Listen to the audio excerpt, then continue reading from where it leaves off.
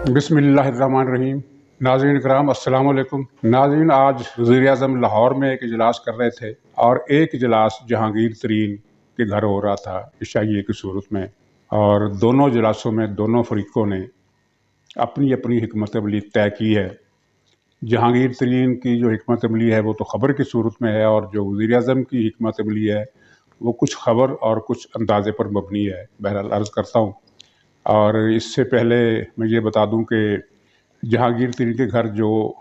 लोग शरीक हुए उनमें 8 अरकान कौमी असम्बली थे और 4 सूबाई वज़ीरों और मुशीरों समेत 22 के करीब 22-23 MPA थे। और ये उनकी फुल स्ट्रेंथ नहीं है, एक खेप उन्होंने नहीं बुलाई और वो उसको शो करेंगे बाद में। वज़ीर आज़म ने यहाँ इजलास किया और उसमें खिताब भी किया, और जिससे अंदाज़ा होता है कि उनकी फ़िक्र और सोच और दिमागी और अक़ल की जो सलाहियत है उसकी क्या कैफियत है। काफ़ी अफसोसनाक है। उन्होंने कहा कि पंजाब हुकूमत को खराज तहसीन पेश किया इस बात पर कि उसने चीज़ों की कीमतें कम कर दी हैं, यानी महंगाई को नीचे लाने के लिए उसने जो इक़दाम किए हैं उसकी उन्होंने तारीफ़ की और उसे एक कामयाबी करार दिया। पंजाब में जो कीमतों की सूरत हाल है उसके पेश नज़र ऐसी बात वही कर सकता है जैसे किसी बावली भेड़ ने काटा हो, वरना तो कोई होशमंद आदमी होश में होशो हवास में रहते हुए तो ऐसी बात नहीं कर सकता। तो कहा जा सकता है कुछ जिस तरह जाफ़र जटल्ली ने एक जुब लिखी थी तो उसमें एक टर्म इस्तेमाल की थी कि डुबकू मी कुनत, यानी कश्ती जो है वो डुबकू कर रही है। तो उनकी वज़ीर आज़म साहब की अक़ल व खिरत की जो किश्ती है यानी इसी सूरत हाल पर पूरा उतरती है कि जब महंगाई को आग लगी हुई है और जो इन्फ्लेशन की शरह है वो 15% से भी 16% से भी ऊपर जा रही है, तो ऐसे वक्त में वो ये कह रहे हैं कि पंजाब हुकूमत ने चीज़ों की कीमतें सस्ती करके एक कारनामा अंजाम दिया है, कामयाबी हासिल की और उस पर खराज तहसीन पेश किया है। बहरहाल ये मसला अब इतना सीरियस हो गया है और इसके पीछे जो खतरे की बू लोगों को नज़र आ रही है उनमें शेख रशीद भी शामिल है। शेख रशीद ने आज एक अखबार नवीस के जवाब पर सवाल के जवाब में ये कहा कि ये हसास मामला है, मैं इस पर बात नहीं करूँगा। वैसे भी ये मेरी वजारत से मुतल्लक नहीं है। इसका मतलब ये है कि इस मसले के पीछे जो ख़तरा है वो शेख रशीद को नज़र आ रहा है, और ज़ाहिर है ये ख़तरा हुकूमत के लिए, शेख रशीद के लिए नहीं, क्योंकि ये तो तय है कि इस हुकूमत के बाद जो आएगी, जो इंतज़ामिया आएगी वो भी कठपुतली होगी और शेख रशीद उसका भी हिस्सा होंगे। इसलिए शेख रशीद को ख़तरा नहीं है। ख़तरा जिनको है उन्हीं के हवाले से शेख रशीद ने बात की कि हसास मसला है, मैं इस पर बोल नहीं सकता। और शेख रशीद का ये बयान माने खेज़ है, तो उतना ही माने खेज़ ये मामला भी है कि वो एंकर पर्सन जो कल तक इमरान खान के बहुत ज़्यादा हामी थे, उनमें से 3-4 बल्कि शायद इससे भी ज़्यादा अब जहांगीर तरीन की हमायत में डट कर मैदान में आ गए हैं और इमरान खान के बारे में ये कह रहे हैं कि क्या इनकी अकल घास चरने चली गई है। इसका मतलब ये है कि इस मामले के पीछे जो लोग हैं उनका इशारा अबरू या उनके व्हाट्सएप पैगाम या उनके दूसरी जो पैगाम रसानी की सूरत होती है या जो हदायतनामा होता है वो इन एंकर पर्सन को और सहाफ़ियों को मिल चुका है, जो असल में सहाफ़ी तो नहीं है, एक मुसल्लत किए गए तजिया नगार हैं जो एक 4 साल से 3 साल से ड्यूटी दे रहे हैं और वो अपनी ड्यूटी के मुताबिक ही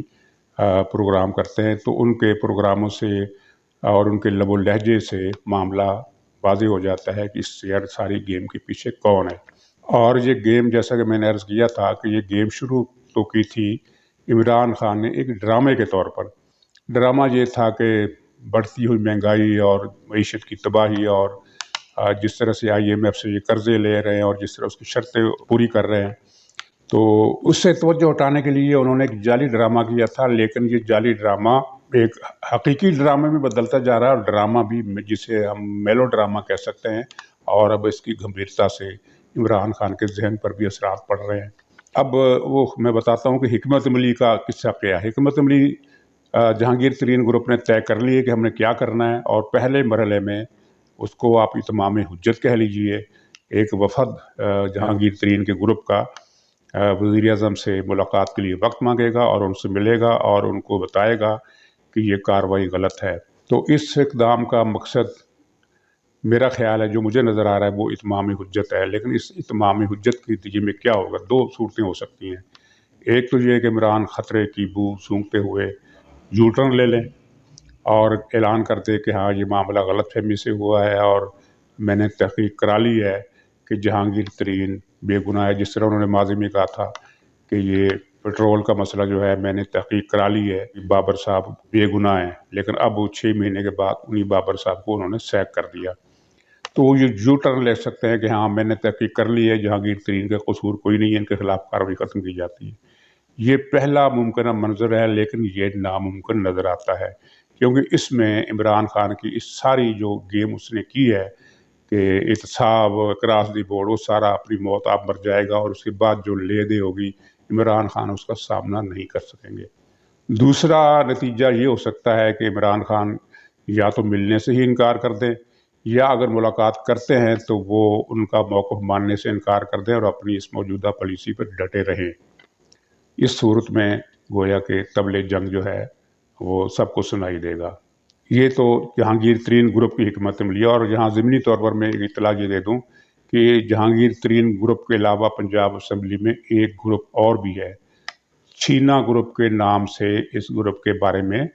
خبریں 2-4 دن تک میڈیا میں آنی شروع ہو جائیں گی۔ اب عمران خان کی حکمت عملی کیا ہے؟ وہ جو نظر آ رہا ہے، جو اندرونی ذرائع سے جو اشارے مل رہے ہیں اور جن کی بنیاد پر ایک تخمینہ حالات کا جو ہم لگا سکتے ہیں، وہ یہ ہے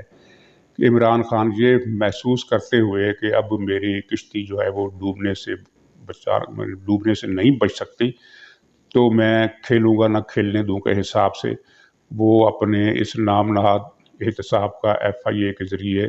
دائرہ بہت وسیع کر دیں اور بہت سارے لوگوں کو اپنے لپیٹ میں لے آئیں، جن میں ظاہر ہے PTI کے لوگ ہی زیادہ تر ہیں، کچھ پیپلز پارٹی کے لوگ بھی، کچھ مسلم لیگ نون کے بھی، لیکن اس میں PTI کے لوگ خسرو بختیار اور وہ دریشکا اور 3-4 نام اور سننے میں آ رہے ہیں۔ ان سب کے خلاف جو ایک ہمہ گیر کارروائی ہوگی تو اس کے بعد جو ایک طوفان برپا ہوگا اس میں یہ کشتی بہہ جائے گی۔ لیکن عمران خان کا خیال ہے کہ انہیں یہ کہنے کا بہانہ مل جائے گا کہ دیکھو میں نے کرپشن کے خلاف ایک کروسیڈ لڑا اور اس میں شہید ہو گیا۔ تو یہ شہادت کی جو سیاسی موت ہے وہ یہ حاصل کرنا چاہتے ہیں، اور اس کی بنیاد پر ان کا خیال ہے کہ وہ میدان میں آ کر پھر سے کوئی اپنی جگہ بنائیں گے اور اگلا الیکشن جو ہے اس کی تیاری کریں گے۔ لیکن انہیں یہ بات ذہن میں رکھنی چاہیے کہ 2018 کے الیکشن میں عمران خان کو ووٹ نہیں پڑا تھا، عمران خان کو لایا گیا تھا۔ ابھی کل کی بات ہے کہ ایک ٹی وی چینل پر جہانگیر ترین گروپ کے ایک MPA جن کا تعلق PTI سے ہے، ٹی وی پر وہ کہہ رہے تھے کہ ہمیں فوج لائی تھی اور اب فوج ہماری کارکردگی سے مایوس ہے۔ یہ دستی صاحب مسلم لیگ نون کے MPA نہیں ہیں، پیپلز پارٹی کے نہیں ہیں، اپوزیشن کی کسی پارٹی کے نہیں ہیں، PTI کے ہیں، عمران خان کے پسند کے MPA ہیں۔ اب وہ ترین گروپ میں چلے گئے ہیں اور یہ ان کا جو بیان ہے کہ ہمیں فوج لائی اور اب فوج ہماری کارکردگی سے مایوس ہے۔ تو عمران خان کو یاد رکھنا چاہیے کہ جب اگلا الیکشن کا مرحلہ آیا، جس طرح وہ سوچ رہے ہیں تو ویسا نہیں ہوگا، کیونکہ اس بار انہیں لانے والے ان کے پیچھے نہیں کھڑے ہوں گے۔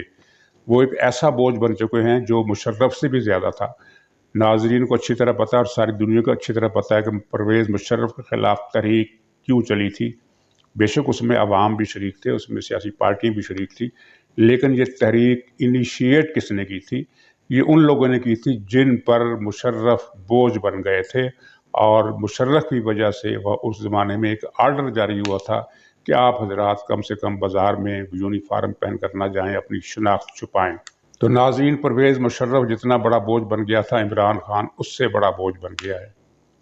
اب اس بوجھ کو اتارنے کا مسئلہ جو ہے وہ مسئلہ لا ینحل کی شکل اختیار کرتا جا رہا ہے، کیونکہ مشرف کو تو انہوں نے کمزور کر دیا تحریک چلا کر، اور وہ اس کی نتیجے میں الیکشن کرانے پر مجبور ہوا، NRO دینے پر مجبور ہوا، اور الیکشن کے بعد زرداری نے اسے کک آؤٹ کر دیا، اور یہ سب کچھ عشیر باز سے ہوا۔ لیکن عمران خان کو نکالنے کے لیے لانے والوں کو بہت زیادہ پاپڑ بیلنے پڑ رہے ہیں، اور وہ کیا محاورہ ہے کہ ہاتھوں سے لگائی ہوئی گرہیں دانتوں سے کھولنا پڑ رہی ہیں، اور دانت بھی پوری طرح کام نہیں کر رہے۔ ناظرین، خدا حافظ۔